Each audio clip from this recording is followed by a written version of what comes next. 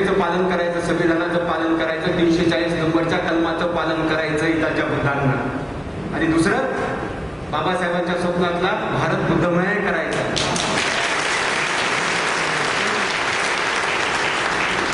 ऐकायला बंधू भाऊ सांगू का? कारण ज्या धर्मामध्ये ते जन्मले त्या धर्माने माणुसकी सांगितलेली आहे, परंतु आमच्या धर्मामध्ये माणुसकीचा लवलेशच नाही. आता नवा काळाची मुलाखत ज्यावेळेस वाचली, कारण नवा काळाचा असणारा वाचक हा ग्रीमोर आहे.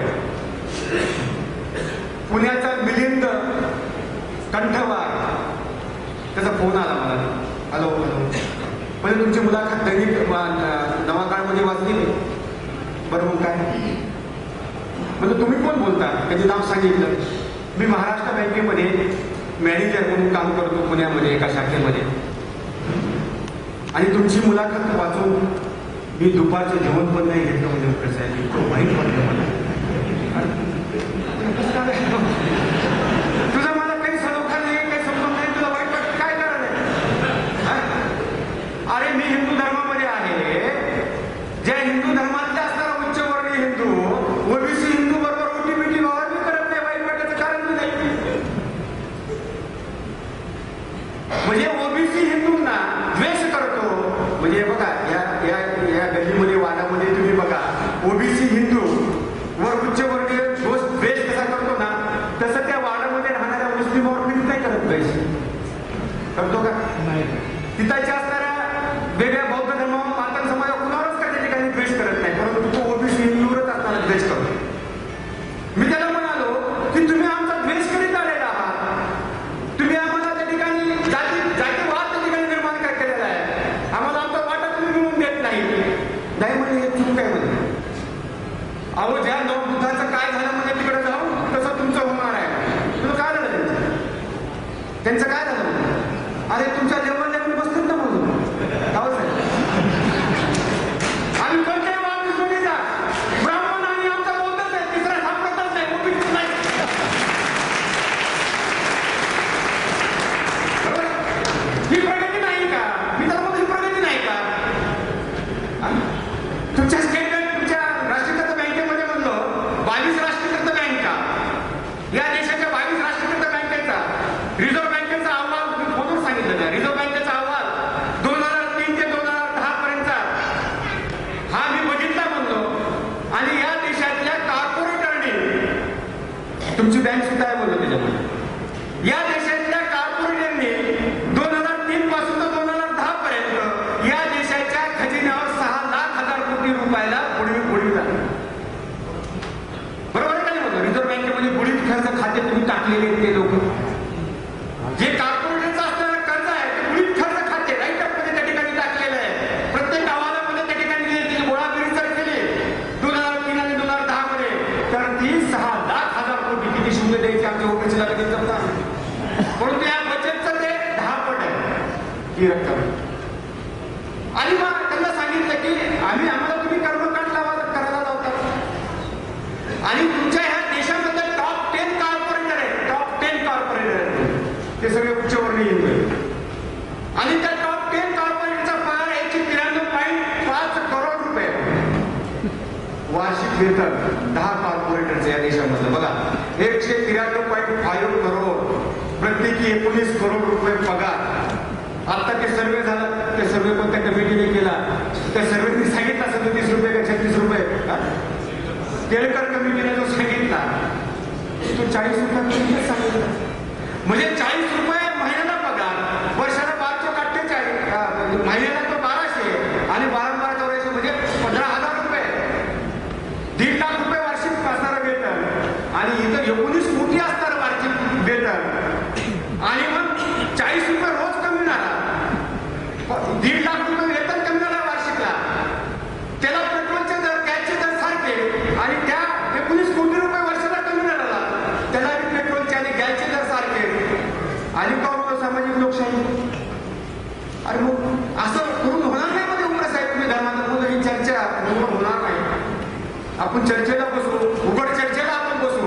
असं कुणी जर आता कुणी म्हणलं की ही चर्चा झाली पाहिजे, उपरेची तयारी आहे, या अभियानाची तयारी आहे, की त्याच्या उच्च वर्णीयाबरोबर चर्चा करायला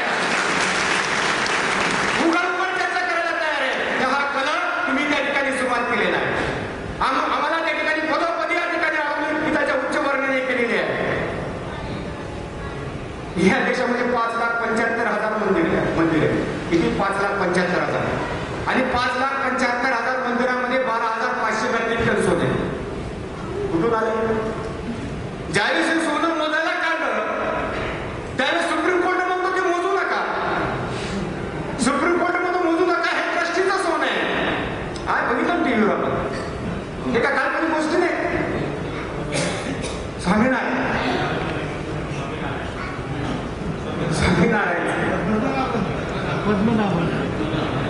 आणि मग जर सोनं त्या ठिकाणी मोजून देत नाही ट्रस्टीच्या मालकीचं आणि सुप्रीम कोर्ट म्हणतात त्याला सील करा, म्हणजे सुप्रीम कोर्ट कुणाचं आहे? इथं शासनाचं प्रशासन कुणाचं आहे? इथाची संसद कुणाच्या हातामध्ये आहे? या देश जोपर्यंत भटमुक्त होत नाही तोपर्यंत भारत मुक्त होत नाही. लक्षात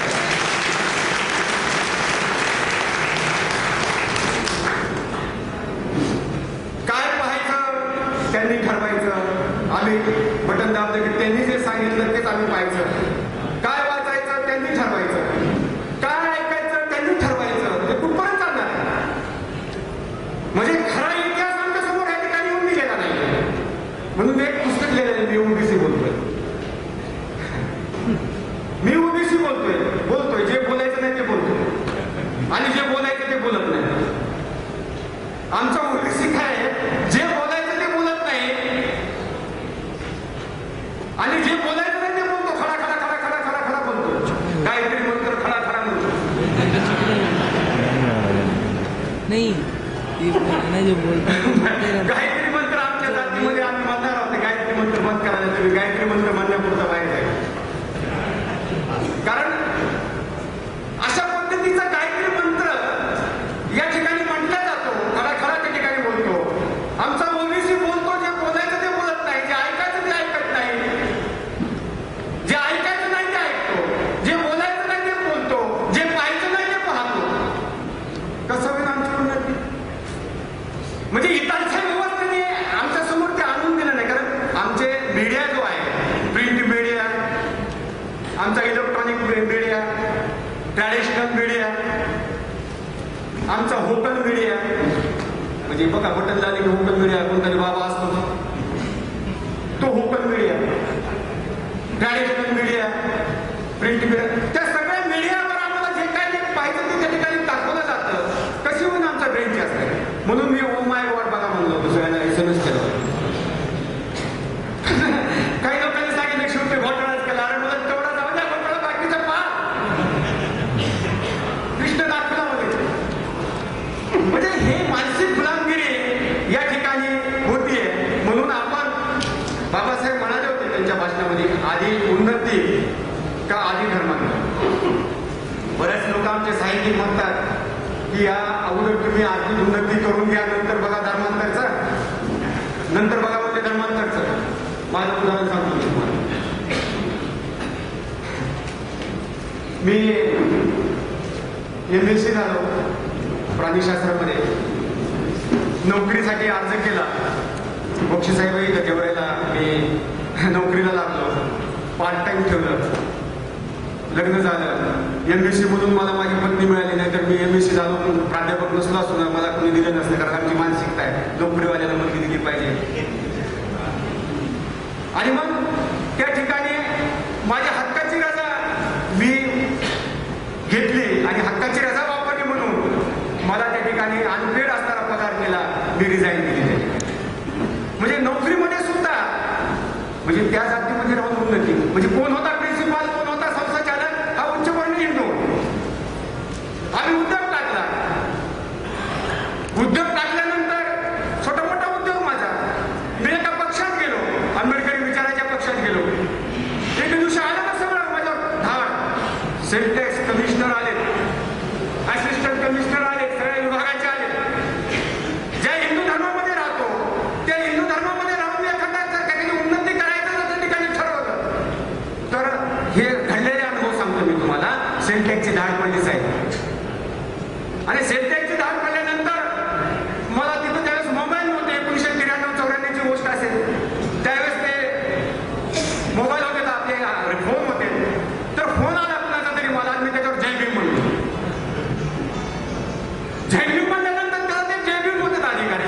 त्यांचं नाव सांगत नाही मी, कारण ते नाव मरेपर्यंत लक्षात राहील माझ्या, त्यांना अडचण येईल. आणि ते त्या ठिकाणी म्हणजे तुम्ही कोण? मी म्हणतो असं असं आंबेडकरी विचाराच्या पक्षामध्ये आहे, काम करतोय. ते 15-16 इन्स्पेक्टर लोक तुमचं तपासतात ना, म्हणले ते 15-16 इन्स्पेक्टर तुमचं तपासतात ना, तर ते काय करा म्हणले, तुम्ही त्यांना 200-200 रुपये द्या आणि 10,000चा चेक द्या म्हणले. ते 10,000 रुपये सुद्धा तुम्हाला मिळतील. आणि आम्ही तुम्हाला 30 लाखाला बुडायला आलो होतो, तुमच्याबद्दल ती तक्रार होती. म्हणजे आम्हाला उद्योग सुद्धा त्या ठिकाणी करून द्यायचा नाही, आम्हाला आमचा स्वीकार करायचा नाही. अशा पद्धतीचा असणारा त्या ठिकाणी, ज्या ठिकाणी आम्ही राहतो त्या ठिकाणी आमची आर्थिक उन्नती होणार आहे का? ज्या हिंदू धर्मामध्ये राहून आम्ही आर्थिक उन्नतीचा असणारा जर बघितला आम्ही स्वतःला, तर आर्थिक उन्नती त्या ठिकाणी होणार आहे का? हे अनुभव सांगतो मी तुम्हाला. एवढंच नाही, आता तिथे हा उदाहरण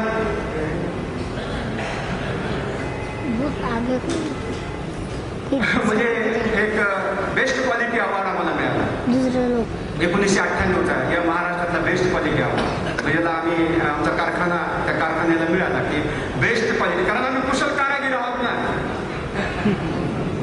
हे 12 बलुतेदार 18 बलुतेदार म्हणजे आम्ही कुशल कारागीर आहोत. आणि आजच्या ह्या कुशल कारागिरांची 12 बलुतेदार आणि 18 बलुतेदारांची परिस्थिती काय माहिती आहे? म्हणजे त्यांची सुद्धा असणारी व्यवसायाची परिस्थिती आज जागतिकीकरणामध्ये कुठेतरी हा झोपलेला आहे. आज आमच्या नाभिक दुकानाच्या मध्ये असणाऱ्या दुकानाचा मालक हा दुसरा आहे आणि मध्ये काम करणारे आमचे नाभिक समाजाचे मुलं आहेत. तुम्ही जगा त्या ठिकाणी जा, नांदेडला मुंदड हा मालक आहे, ड्राय क्लिनरचा आहे का, मोठ्या मोठ्या रेल्वेच्या खात्यामध्ये असणारे इथे कपडे धुलाई करून देतो. मालक हा मुंदड आहे, मध्ये काम करणं काय केलं आमचे परिण समाजाचे. आमचे विणकर आहेत, मोठे मोठे मोराजी देसाई मिले, मालक दुसरा आहे, मध्ये काम करणारे आमचे विणकर आहेत. आमचे ह्या बलुतेदारांचे उद्योग त्या ठिकाणी बसलेले आहेत. आणि ह्या कुशल कारागिराला पत नाही, कारण पत नाही कसं होऊ नये, तुमची जनगणना झाली नाही ना. जनगणना झाली तर तुम्हाला 52% हिस्सा मिळालाच असताना, बजेटमधला 52% हिस्सा मिळालाच असताना, आणि मग तो हिस्सा त्या ठिकाणी मिळत नाही. कर्ज आम्हाला त्या ठिकाणी बँक देत नाही, कारण आम्ही बलुतेदार आहे, आमच्याकडे शेती नाही कोलॅटरल सिक्युरिटी द्यायला. आणि त्यातून जर कोणी एखादा उद्योग टाकला त्या हिंदू धर्मामध्ये राहून, अशा पद्धतीच्या अडचणी त्या ठिकाणी उन्नतीच्या आड त्या ठिकाणी केल्या जातात. आणि त्यातून जर आम्ही त्या ठिकाणी क्वालिटीचा त्या ठिकाणी प्रॉडक्ट जर काढलं आणि नॅशनल अवॉर्ड आम्हाला त्या ठिकाणी जर मिळाला, दिल्लीला बोलवून आला, मला खूप आनंद झाला. अरे ओबीसीचा माणूस कुठंच नाही बोलव स्वीकारला कोणी, पण दिल्लीला मला बोलवलं, कारण तिथं सिलेक्शन करणारा उपरे कोण आहे, कोणत्या जातीचं त्याला माहित नसतं. कारण आमचे पेपर्स आणि आमची जी क्वालिटी, आम्ही जे प्रॉडक्टची ठेव करतोय, या क्वालिटीच्या पेपरवरून माझे सिलेक्शन झालं. विमानाचं तिकीट आमच्या फॅमिलीचं, तिथं विज्ञान भवनमध्ये राष्ट्रपतीच्या हस्ते आम्हाला पुरस्कार. अरे मग तुमचं मोठा झालं, 50,000 रुपये मिळाले विज्ञान भवनमध्ये. असं मोठा हॉल आहे, AC हॉल, विज्ञान भवनमध्ये राष्ट्रपतीच्या हस्ते मला पारितोषिक मिळालं. बाईट्स घेतल्या त्यावेळेस, तिथं बाईट्स होत्या, 2-3 चॅनल होते त्यावेळेस, काय जास्त नव्हते. आता बोलतो आता काही नाही, मी मोठा झालो, आता मी बीडकडे गेल्यानंतर मला लोक म्हणजे माझा सत्कार करतील म्हणून मी माझ्या गावाला गेल्यानंतर, कारण मला नॅशनल अवॉर्ड मिळाला. मी एकटा महाराष्ट्रातून मला त्या ठिकाणी पारितोषिक मिळालं. आता तिथं बीडला आलो, 1 दिवस झाले, 2 दिवस झाले, 3 दिवस झाले, कोणीच आहे ना माझ्याकडे, कोणी आहे ना काय ना, म्हणजे दुःख म्हणून नाही, म्हणजे माझा सत्कार केला मला दुःख होत असं नाही. पण कसं आहे की थोडं शोध घेत असतो मी, माझ्या कारणाचे शोध घेत असतो. का आले ना साहेब, हे लोक का आले नाही मला त्या ठिकाणी सत्कार करायला? तर मी बोललो, मी शैक्षणिक दृष्ट्या थोडा पुढारलेलो, मी MSc झालेलो आहे. आर्थिक दृष्ट्या थोडाफार मी उद्योजक आहे, उद्योगपती मला म्हणतात समाजामध्ये. पण मी सामाजिक दृष्ट्या मागासलेला आहे, उपरी आहे, रंगारी आहे. आणि त्या बीडच्या परिसरामध्ये लोकांनी त्या ठिकाणी मला सत्कार करायचा ठरविला होता. प्रदीप पाटील म्हणून लातूरचे आजच होत आहे, ते सांगतात की मी जाहीर पाटलाकडे गेलो होतो. ढवळे साहेबांना माहिती आहे, जाहीर पाटलाकडे गेलो की उपरेचा सत्कार त्या ठिकाणी ठेवायचा आहे, त्याला त्या ठिकाणी नॅशनल अवॉर्ड मिळालं. तर तो जाहीर पाटील, त्याच्या बँकेचं नाव शाहू बँक आहे, त्याच्या बँकेचं नाव शाहू बँक आहे, शाहू सहकारी बँक आहे. त्या शाहू महाराज विचारावर असणाऱ्या बँकेचा असणारा जाहीराप्पा म्हणतो की उपरे काय आपल्या जातीचा थोडासा तो महारामांगाच्या पक्षामध्ये काम करतो, त्याचा कशाला सत्कार करायचा. हे प्रदीप पाटलांनी मला सांगितलं. तो मला, मी शांदू कोळी मराठा आहे, माझ्या तळपायची आग मस्तकाला गेली म्हणजे मी परत आलो. मी मला नंतर सांगितलं 1 वर्षांनी प्रदीप पाटलांनी. म्हणजे ही मानसिकता आहे. ह्याच्या उलट मी सांगितलं तुम्हाला उदाहरण, शाहू महाराजांनी हत्यार काढले ना माझ्या भीमरायाची. एवढंच नाही तर मुंबईला शाहू महाराज स्वतः आले बाबासाहेबांना भेटायला. बाबासाहेब म्हणले, अरे राजे तुम्ही मला बोलले असतो, मी आलो असतो ना, तुम्ही कशाला आलात? म्हणजे खाली हातराला सतरंजी बंद होती, फाटकी सतरंजीवर राजे बसले, त्यांना काकवाड वाटून आलं माझ्या भीमरायांना. मग ते रयतेचे राजे शाहू महाराज काय म्हणतात, अरे भीमराया, मी रयतेचा राजा जरी असलो तरी तू ज्ञानाचा राजा आहे, म्हणून मी तुझ्याकडे. ओबीसी मधल्या ज्ञानाची कदर इथालचे उच्चवर्णीय हिंदू करतात का? मला सांगा.